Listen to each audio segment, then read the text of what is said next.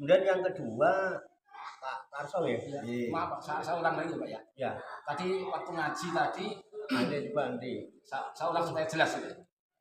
Waktu ngaji tadi bahas masalah ayat 83, 84 yang isinya Bani Israel itu 83, 84 yang isinya kalau nggak salah, maaf mohon dikoreksi. Isinya Bani Israel itu ingkar terhadap janji-janjinya, ya, mengingkari janji Allah lah gitu. Ya. Nah, terus ayat yang kita kaji tadi saya tarik ke sekarang Pak. Sekarang saat ini hubungannya orang yang mengambil janji, suami istri yang nikah ijab kabul artinya kan mengambil janji ya. Nah, bisa konggoli itu. Iya. Setelah dia mengambil janji melaksanakan kehidupan normal dalam suatu perjalanan, mungkin salah satu di antara dua ini atau entah suami atau istri mungkin ada yang berhalangan tetap. Misalnya si suami mungkin kena kecelakaan apa sehingga dia nggak bisa nyari nafkah atau gimana. Terus kemudian si istri itu mengingkari, nggak menepati janji, artinya meninggalkan suaminya karena yang udah nggak percaya. Padahal dia dalam hal ini kan udah ijab kabul, berjanji sama Allah untuk si istri mati. Ya, pertanyaannya, apakah si istri itu termasuk mengingkari juga? Itu aja Pak, pertanyaannya. Apa diharamkan gitu, meninggalkan suaminya? Kalau di surat Al-Baqarah dari 83-84 itu kan isinya menceritakan tentang Bani Israel di zaman Nabi Musa ya, Yahudi yang mengingkari perjanjiannya dengan Tuhan. Ya. Itu kan zaman dulu. Kemudian Pak Tarso menghendaki konteksnya di zaman sekarang ini, ketika ada dalam sebuah ikatan rumah tangga yang diawali dengan janji setia. Ya misakon golino. Iya. Janji yang sangat kuat antara calon suami dan istri awalnya. Ya. Pokoknya berjanji kita bisa menerima apa adanya untuk hidup sehidup semati. Ya. Baik dalam keadaan suka maupun duka. Iya. Apapun terjadi, akan tetap berdampingan berdua selamanya, walaupun harus melebu lainnya semua. Iya kan? Ya, itu. Oke. Dan janji sepakat klub. Pasangan masih muda. Ya, seiring berjalannya waktu, namanya perjalanan hidup tidak selamanya mulus. Ya. Ada jalanan kadangnya menanjak, ada turunan yang curam dan terjal. Ya, kadang-kadang orang mau nggak mau terjebak dalam suatu kebinasaan, celaka. Dilalah dalam hal ini yang tadi sudah berjanji, suaminya tiba-tiba mengalami kecelakaan. Itu masa ya? Iya, maksudnya gitu Pak. Nah, akibat kecelakaan yang diderita oleh suami, sehingga suami tidak bisa memenuhi kewajibannya terhadap istrinya. Bisa baik lahir maupun batin, bisa jadi lahir tabungannya banyak, punya usaha tapi batinnya tidak bisa memenuhi. Pasangan masih muda. Kira-kira kalau iman gimana? Iman bisa Pak dipertahankan. Bagaimana dengan Imin? Imin bagi bapaknya, tapi Mimin itu kenyataan itu Pak ya. Kenyataan itu sehingga yang kita alami.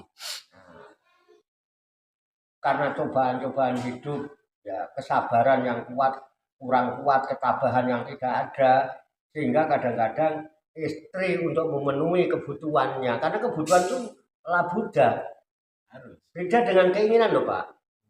Kebutuhan itu tidak boleh tidak, harus terpenuhi.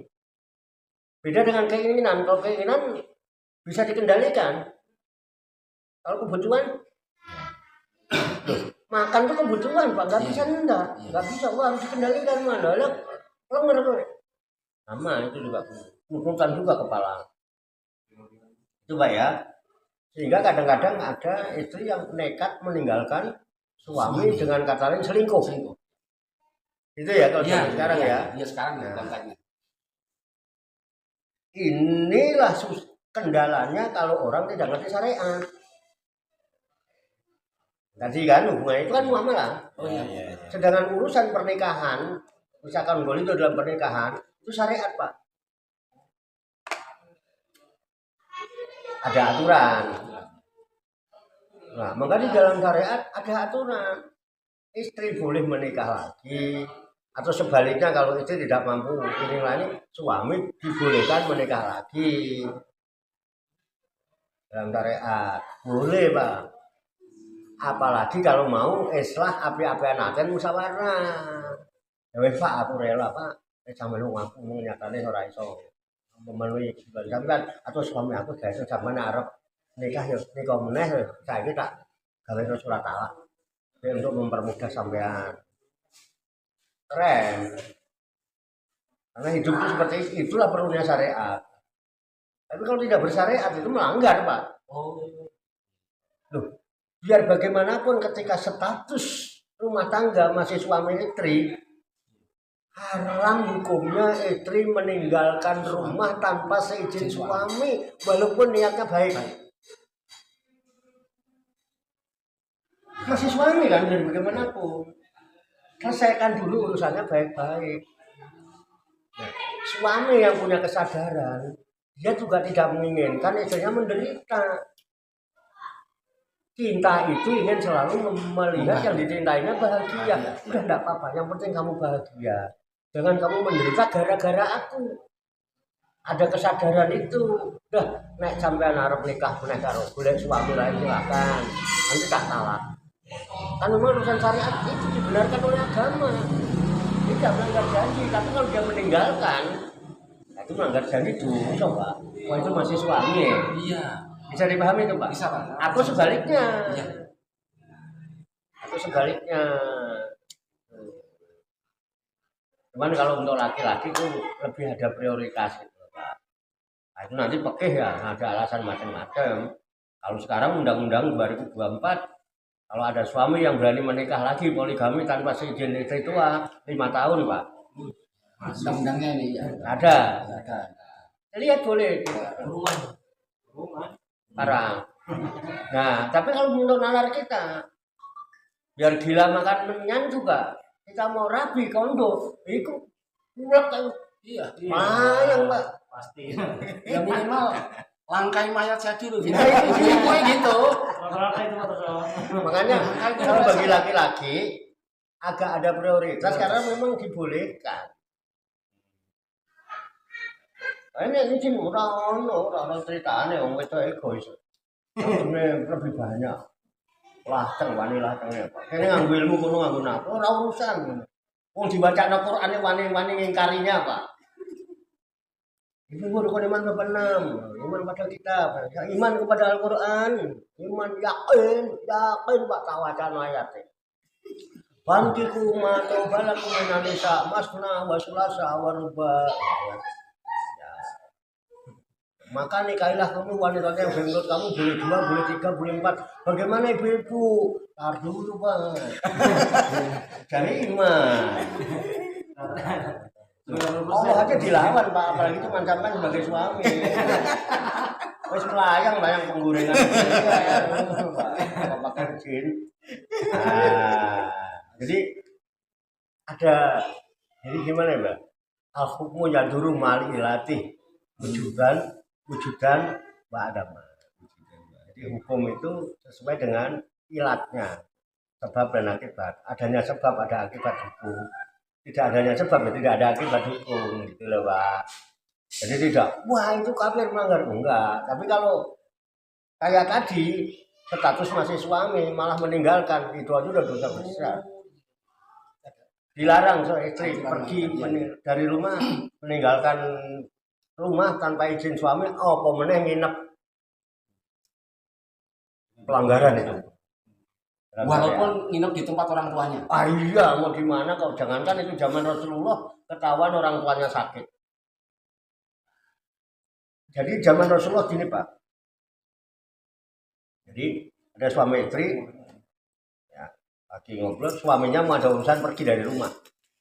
Jadi aku mau pergi. kamu jangan pergi pagi dari rumah kalau aku belum pulang. Ya kan? Bener, iya. Janji, atuh sama istri. Pergi suaminya. Datang saudaranya, paliknya, apa misananya gitu ya. Datang dibilangin, "Duk, bapakmu loro nemen. Tili ono, pengen ketemu." Wah, bojoku lagi mulai, urung bali. Mulai bojoku bali aku lagi mulai. Nah, pulang Pak. Nyusulnya, bapaknya mau megap-megap. Duh, kamu megap-megap baru musuh itu. Untuk terakhir kali ini mungkin ini mau arep pesen apa-apa. Kok tidak ono bapaknya. Bojoku urung mulai, suami saya belum pulang. Nanti kalau suami saya langsung ke sana. Balik nek, mati bapaknya. Parani, bapakku meninggal. Wes gak tiri ono sih. Aku disilau. Suamiku belum pulang.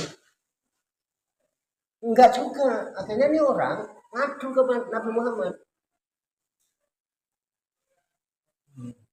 Orang ini sampai karena saking pegel hatinya kebangetan mentonya anak kok durhaka sama orang tua.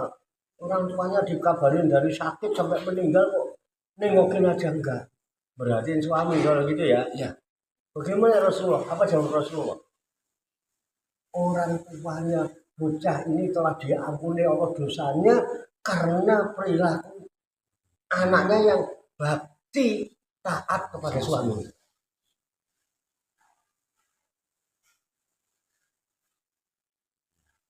Oke, bisa dipahami Pak jawaban ini? Bisa lah, terima kasih atas penjelasannya gampang. Cuman ada satu yang mengganjal. Ya apa? Enggak apa-apa. Seorang suami yang berhalangan tetap, Ya, artinya istrinya kan masih muda. iya. Tapi masalah lahir terpenunda, kaya raya ini. Terus si suami karena memang berhalangan tetap, dia tidak bisa apa ya, nggak bisa menjalankan tugasnya suami istrinya. Nah itu pertanyaannya gini Pak, andai kata suami itu sadar dia nggak bisa, terus dia nggak mau melepas istrinya, ya, karena dia masih muda kan, ya. juga ini. Ya. Apakah suami itu dikatakan dolim Pak di depan Allah? Ya, mungkin dibilang dolim tidak,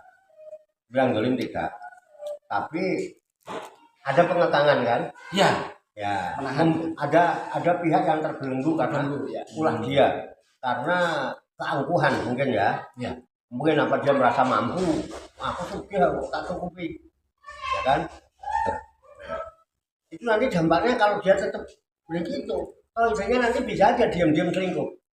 Ya, Malah nanti mengakibatkan istri jadi durhaka, jadi berbuat dosa, dan dia itu menjadi sebab untuk istrinya berbuat dosa karena kebutuhan.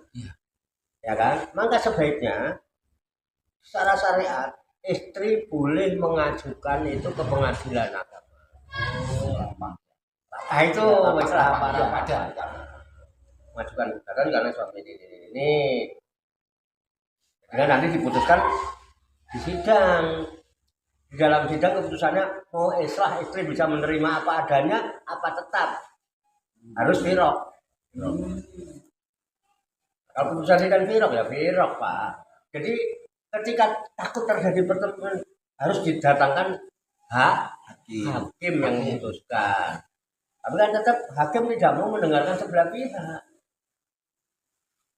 Itu ada sidang, ada kesaksian, ada bukti, fakta berbicara, bukti jadi saksi.